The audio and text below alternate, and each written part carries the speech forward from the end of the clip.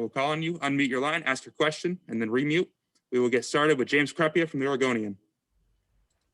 Rod, just your thoughts on the first two scrimmages, obviously just off the field from the second one, but how you thought your guys did, particularly at the corner spots, but the secondary as a whole, these first couple of scrimmages. Man, I'm kind of confused, James. I'm seeing you on two different pictures here. So yeah, well, I'm at a softball game, so it's my laptop and my phone. Sorry. Okay, that works. Well, obviously today and obviously the first scrimmage as well, I'm very pleased in where we are as a unit right now. We got a lot of guys that are going to step on the field for the first time, in their Oregon careers. Obviously, we've been blessed to have the defensive backs that we had here for the past 3 or 4 years. But at the same time, we're very excited to see these young men put themselves in position to make plays. So both the first scrimmage and this past scrimmage, the guys are really handling the new defense, very well, going in and out of the different calls.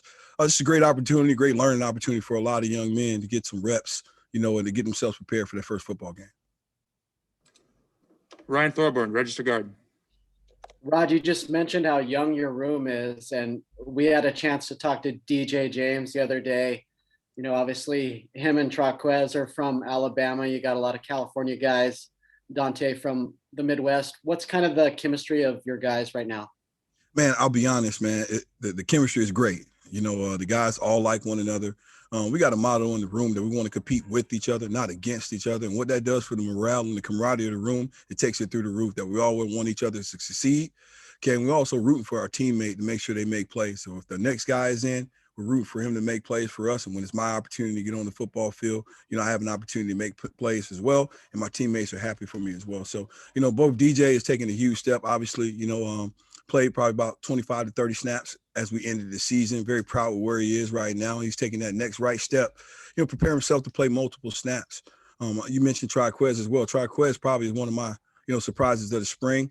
I think he's done a really good job in terms of making his presence being felt. Obviously, we came here playing safety, so him converting to the position, has been a transition for him. And now it's a situation for him where he's thrust out there, and he's actually been showing us some things that he's able to go in there and handle himself pretty well. Dante Manning, obviously, he's a great athlete. Really begin to learn the position. These reps have been valuable for him. I think that once he gets these reps under his belt, and also the summer program, and we're going to see a continual jump in terms of his learning development and also his position-specific movement, in terms of him going on. Very surprised, by the level of acumen of Jalen Davies. He showed himself to be very well thus far. In terms of handling himself. Obviously, this is a kid that's supposed to be going to prom here in a couple of weeks. So to be here as an early enrollee, going through a system that, is a little bit more detailed coverage-wise than we ran here in the past. Very proud of where he is right now. I'm excited to add the other young men to the room, and we progress through the summer development. Matt Preem, 24/7 Sports. Yeah, Rod, what's the next step for Michael? You showed up as a freshman and was really good and moved into the starting lineup last year as a sophomore. Like, what's the next step in his progression, you feel like? I think for one, I think we got to go all the way back because Michael didn't play his senior year of high school. Then obviously, he's a backup his true freshman year, playing a lot of special teams. And then next thing you know, it goes against Stanford and he has to go play 75 snaps. And, as a corner, and this is something that I've been talking with DJs about, as a corner, there's a difference between going in there to spell people and then going out there to play 75, 80 snaps. So there's some growing pains that Michael had to go through that first game. And I think he gave up a couple catches, that first game, and a lot of people were in a hoopla, but he ended up having an all-conference season once he got, the experience necessary under his belt. And I think people had to realize he's a young man. They got to go play the game. And, are they going to make some mistakes? Yes, right? But we're going to continue to coach him, continue to love him, continue to develop him. So I think for Michael, man, he's moving really well right now. He's one of the best athletes I've ever been around. If you show me a defensive back that can move and change direction, as well as he does or better, I like to see those dudes. I think the next development for Michael is to continue to develop his body. He's a very sharp young man, in terms of the football. Not a man of many words, but in terms of schematically understanding coverage, understanding concepts that the offense is trying to throw him, he's very astute.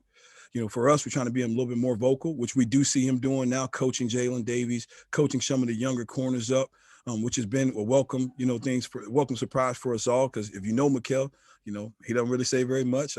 He doesn't want to come up here and do any of these things in either. So for him to be stepping up and getting outside of his character, to help mold the young men, that's a huge deal for us. And we know that he's growing forward. So I think the next step is really developing his body. I think on the football field, there's nothing that he can't do. James Crepia. Rod, where's Jalen lining up primarily? I know you usually like to start in one spot. So see on the boundary, and just what's the progression and competition like with him, with Dante, again, younger guys at that spot. I think for me, going into this deal, I wanted to get us playing left and right for the spring, primarily because we only had two of these guys that actually played in the football game at corner. So analytics wise, I wanted to have an opportunity to look at this spring and see both guys, see our players playing both field and boundary. Then we can kind of take a look at the cell scout to see who's most efficient where, rather than, just saying this guy's going to be here and that guy's going to be there. I wanted to have some tangible data, that showed the efficiency of where players play versus the field versus the boundary. So got the guys lined up left and right now. So it's been a steady competition. Nobody's playing, only boundary or the field. So it's actually been good. I think the players like it, in terms of not having to run back and forth, takes a little bit of mileage off your legs as a corner. Haven't played the position. I'm trying to really reduce that, but at the same time, I'm going to do what's best for our program.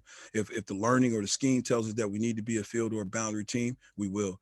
But I just think it was key for us at having limited amount of guys who actually been out there in the game. Let's get some data. Let's get some tangible evidence that we can kind of go off of. Ryan Thorburn. Rod, certainly having a couple corners from Alabama would be no big deal in the SEC, but you got a couple of them up here in the Pacific Northwest. What made DJ and Triquez a good fit at Oregon, and how much does that help to have them here together? I think this about the University of Oregon, I said it, when I came back, I think it's very unique. I think everybody for the most part are out of state, for the most part, in terms of their players. So I think that creates a potpourri, a mixture of players that's diverse areas where they're from, diverse backgrounds, races, religions, creeds, all of those different things. And I think it creates a unique opportunity, unique experience for our young men. And it starts with the players by embracing one another. I've been other places where you may not embrace people that may be outside of that region. So I think it starts by the character of people who we recruit, to make sure we put the right people in our building, which they are. And the young men that are already there, welcome them with open arms. So Oregon has people from all over the place. So in terms of recruiting, it doesn't matter. Dante's from Missouri. DJ's from Alabama. We got McKellis here from California. We're going to get some kids here from Nebraska when we come in, come into the fall. So I think that's something that we pitch in recruiting, that, hey, it's not just regionally dominated. You're going to have an opportunity to meet people from various lives, various walks of life, different regions, to carry on with your network as you continue through life. Jerry Thompson, Ducks Illustrated. Yeah, Coach, watching a lot of pro games and college games, pet peeve is the defensive backs not turning their head, looking for the ball, even though they're beat a little bit. If they turn their head, look for the ball, they'd have an interception or breakup. How do you teach that, the fine line of when to look, how to look, and do that? So I think for us, we always start with the location of the wide receiver, okay, and where we are in relation to him. I think that's the first thing we always look for. The next thing is the field location. Because if it's obviously in the plus area, there's less grass to cover than we're on the -20, where you're a little bit inclined. I can look and have my eyes back because the offense is running out of field to throw the football to. So I think the two things there for us is where we start at. Obviously, if a guy's behind, he has no business, looking back at the football because he hasn't earned that right. For us, we want to earn the right to look at the quarterback, which means that we have to win the route and be on top because I got to protect the end zone first. So I think when our kids or our players are in a stressful position, they may be trailing. Their teaching is not to look back at the quarterback because it's hard to find the football and locate what I'm responsible for, that receiver at the same time. Okay. If we're even with those receivers, meaning my shoulders are even with him, all right, we want to locate through the man. Because in a lot of college football you see right now, what are you seeing on the vertical balls that everybody is tight to? Okay. You're seeing a lot of push-offs, right? A lot of back shoulder throws, and those calls never get called. No fault to the referees. Those calls don't get called. So self-adjustments means we're going to turn into that man and locate the football through him. So we still have an opportunity to see it. And in the last position, okay, if I'm a yard ahead of that guy, that's the most ideal position to be in a perfect world where I'm a yard ahead of the wide receiver. I can squeeze him out to the sideline, then I can get my eyes up. So it's really about location of where I'm at in relation to the wide receiver, and also field location, where we are on the football field, whether or not the offense is running out of grass. So it's a combination of those two, because with the back shoulder phase and the push-offs that's happening with the big wide receivers, those things just aren't getting called. So we got to put ourselves in the best position to not only defend the route, but defend the end zone so they don't score points. Matt Breen. Yeah, Rod, just your thoughts on the week that's going to be for Thomas Graham and Diomede Lenore, and just kind of the life-changing moments these will be for those guys. Man, obviously, anytime young men can continue to play this game and fulfill their dreams and, get paid to do it, obviously, as a program, we're going to be fired up for them. I've been talking to those guys periodically as we've been doing spring ball. Some of them excited, talking to them in between some of their NFL meetings and things like that. But all I can tell them all, hey, man, look, what's for you is for you. Enjoy this process, enjoy your family. Somebody's going to get an opportunity to get a really good football player. And guess what? The process is over. You're right back to being a freshman, no stars next to your name when you came to college, right? And then you go create your craft and create a role for yourself. So I think those young men are fired up as the ones I've talked to. We're in constant communication for the most part, but whether it's about communication, whether it's about, chalk talk with other programs that they're talking about what defenses we run to give them refreshers about our system. But those guys are fired up. I'm fired up for them. You know what I mean? In a few days, they're going to have a little bit of money in their pocket. Maybe they'll treat me to lunch instead of me treating them.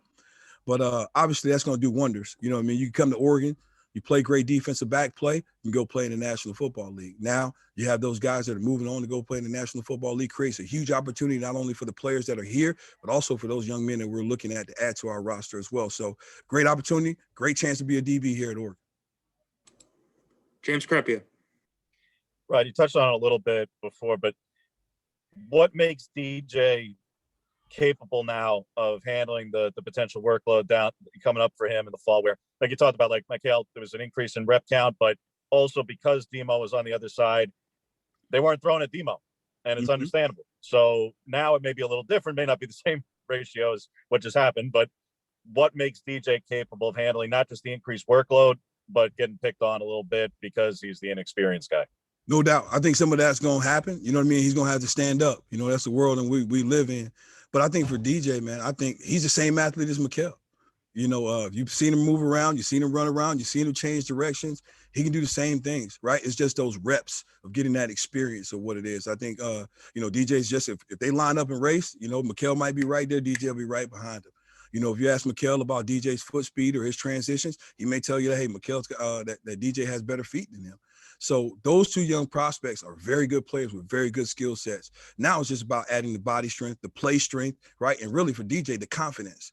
It's easy to be confident when you play 936 snaps, which I believe is Mikel's snap count. DJ's at 256 snaps, since he's been here. So I think having that snaps on his belt is helpful, but imagine when he gets to 500, 600 snaps, when there's not a situation he hasn't seen. So in terms of his movements, man, I'm fired up about him. He's dialed in. He's communicating at a high level, and the competition in the room is good with both him, Triquez, also and Jalen Davis. So it's been fun, but DJ's a special guy, man. He can move. I'm just anticipating him taking that step forward, really growing him forward in our program, because I think he can do it at a high level as well.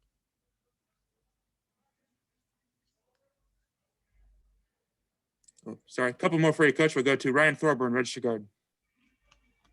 Yeah, as far as snap counts go, obviously Dante Manning didn't get a lot due to injury, but what do you think he took out of last year, and where is he in his development?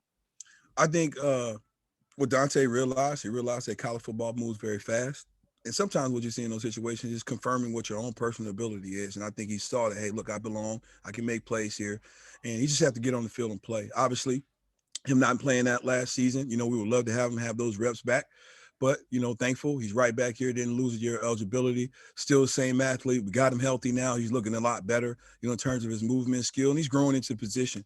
Again, there's going to be some learning curves for him as well, just going through a true college football season now, a true college install. So, and he's handled it very, very well. He's careful with his words. He's intentional with his preparation in terms of how he meets and how he answers questions in the meeting room. So I'm excited to get him out there some more. You know what I mean? Just keep on putting him in different situations, whether it's game situations, third down, short yardage, red zone area, those things that he needs to learn and how to utilize the skill set that he does have, because he's special. He has a body type that we don't have per se. And when he puts hands on you, guys move. So we got to continue to grow him forward, continue to learn. I got him under my wing. I got him in my left pocket as much as possible. But we're fired up about his development. He's going to be a really good football player here. Last question, James Crepia. Right. You mentioned Quez before. I know you weren't here his true freshman year, but you saw obviously what Keith was going after recruiting wise. For fans who, they didn't see him as much, he redshirted, he started safety, tinkered with nickel a little bit on special teams, came in as, a 2A quarterback in East Alabama, and ends up, now in a spot where, like you're talking about, he's showing out big in the spring. speak to the guy that you saw when Keith was recruiting him heavily and that you were helping out with, to now how he has shown up and been that big surprise for you. I think for one, to be maturity. I think, for one, he was a developmental prospect just looking at his frame. Obviously 6'3", was very thin when he first came in. His body's starting to fill out, shoulders getting a little wider. So I think that's one that's created confidence in his movement skills and ability to move. But with 6'3" frame, obviously, those long levers, they reduces the parameters of the football field. So we're always looking for that length that can transition as well. And you look at his report from high school, what he did in high school, he had some really good ball skills. I believe he's a state record holder in terms of interceptions in the state of Alabama. So the skills were there. But much like I tell all my players, man, you cannot look at someone else's GPS. And I know as coaches, as fans, we want these guys to come and perform at a high level as fast as possible. But the truth is they all develop at different rates. And for him, it's taking a little bit longer than probably he wanted and probably we all wanted. But the stuff that we're seeing right now is the stuff that good football teams are made of and good secondaries are made of when you can create some championship depth. And then you have a tool bag. None of our DBs really look the same. We got some guys that are tall, some guys that are shorter, and we need him to step up in a major way to be that long body that if we have a boundary X that's a big body that we can actually throw a 6'3" body at him in order to compete, or if it's in the red zone where guys are trying to throw fade balls against some of the teams that like to do that in our league, that we have a serviceable option, to kind of throw that on there. So he's a great young man. He has a 3.4 GPA. Everyone in this building is rooting for him. He's a blessing to coach, and to see him take the next step forward has been very, very welcoming. I'm on him very hard. He'll tell you all the time, like, Coach, stay on me, but I'm on him very hard because I see a lot of potential. And obviously, when you see a young man that does the right things on and off the football field, you can't do anything but cheer for him and root for him to go. All right. Thanks, Coach. I appreciate you taking the time. Thanks, guys. I appreciate y'all. Look forward to seeing y'all here person to person. All right, now. All right. We will get Coach Cristobal here in just a couple minutes.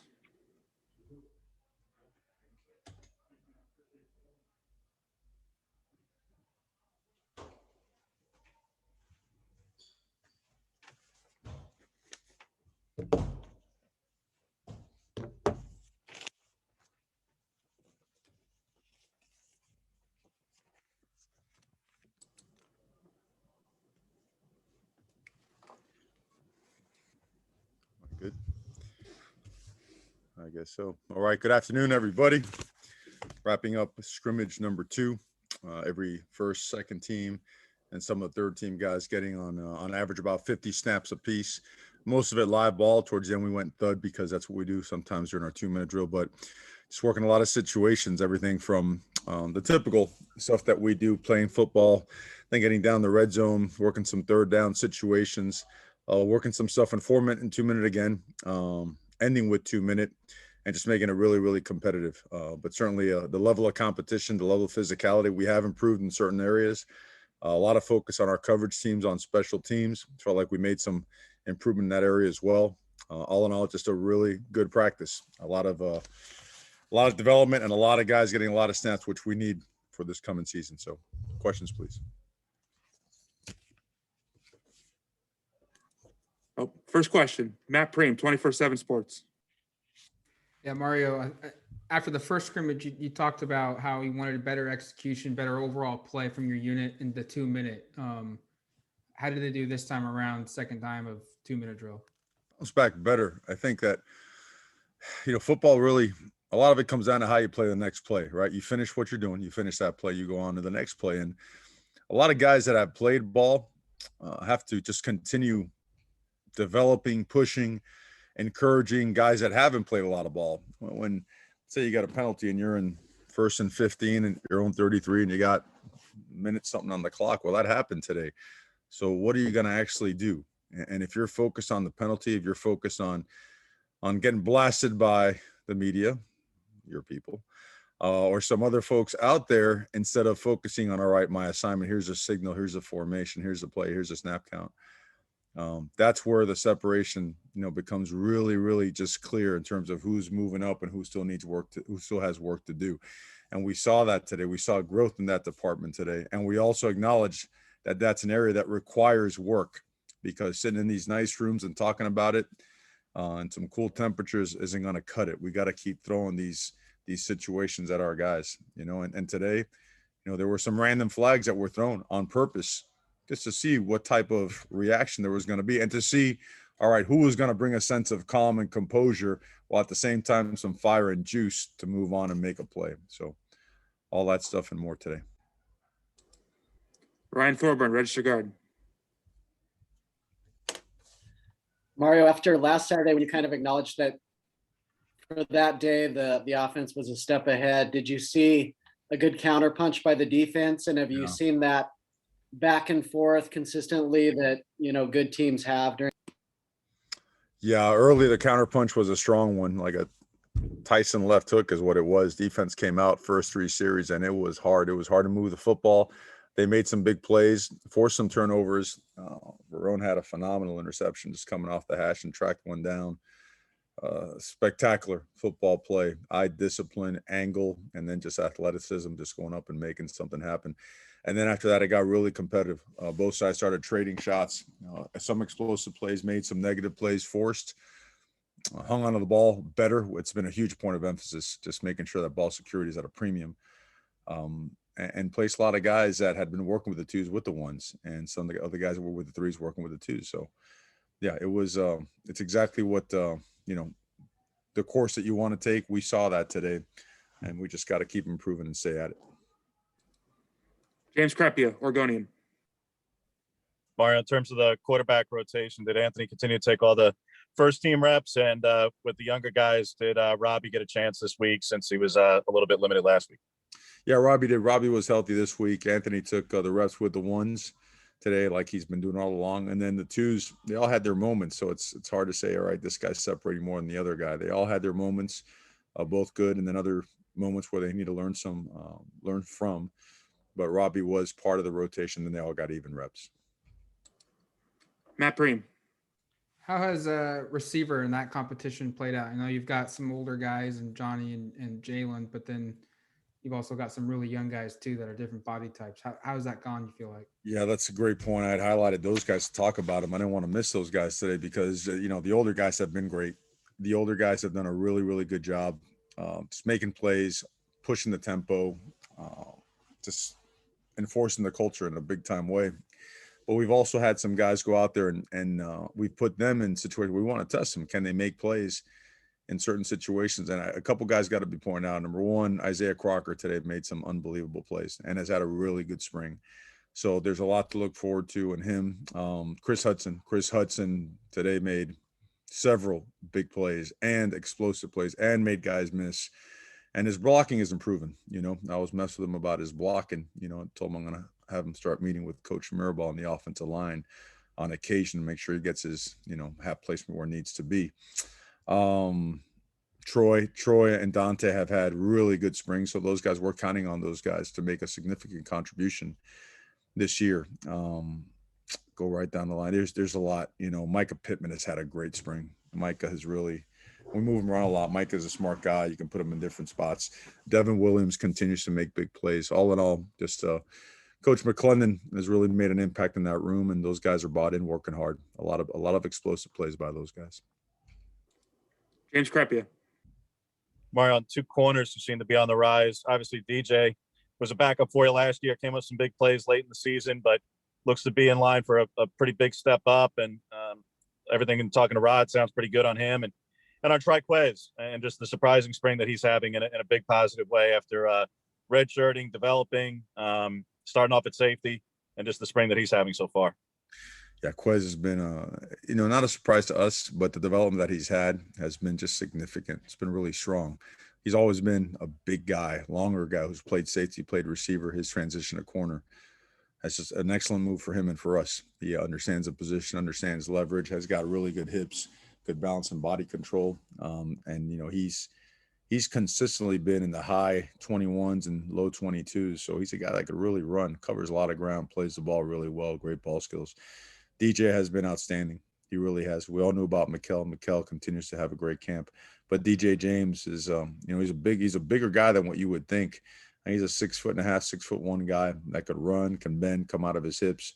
He could play the boundary. He could play the field, can play man coverage, drop back there in zone, run the alley, make plays, get guys on the ground. So I know you had mentioned a bunch of guys, but, those guys really, Dante Manning, Jalen Davies, gosh, that we're very proud of the way those guys are coming along. They all know we have a lot of work that we have to do. They understand the importance too of continuing to change their bodies. We're on those guys all the time about when you're a DB, the amount of running that you have to do in practice and on special teams. It's an incredible amount of yardage that they cover. And to be really good, you've got to be able to do it every single day. And to do it every single day, you got to take care of your body, put the right stuff in it, recover, all that. And they're buying in. You know, those bodies are changing. The mentality is getting better and better. So proud of those guys. Ryan Thorburn. A little bit off topic, Mario, but the FCS playoffs are going on, and the College Playoff Football Committee, I guess, looked at 63 different playoff formats. I mean, is there a perfect playoff in your world? Do you have an opinion on that? Well,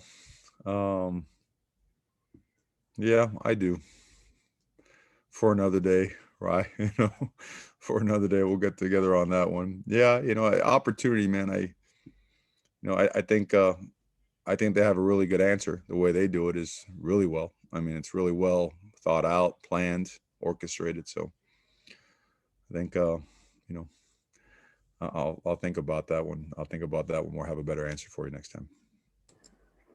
Matt Preem.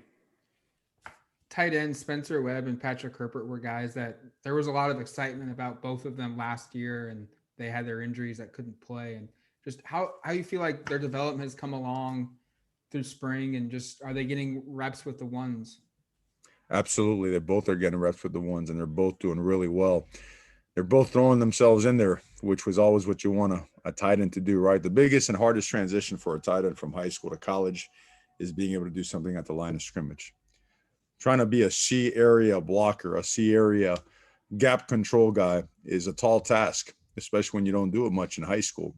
And it requires a lot. It requires development in the weight room. It requires ungodly amount of reps. It requires dealing with myself being up and down the field all over those guys about that particular area. And Coach Bobby Williams has done a really good job getting those guys just really well taught, focused on technique and fundamentals as it relates to that. Now, that being said, the offense is now much more expanded than it was a year ago. We didn't have a spring. We had a short camp.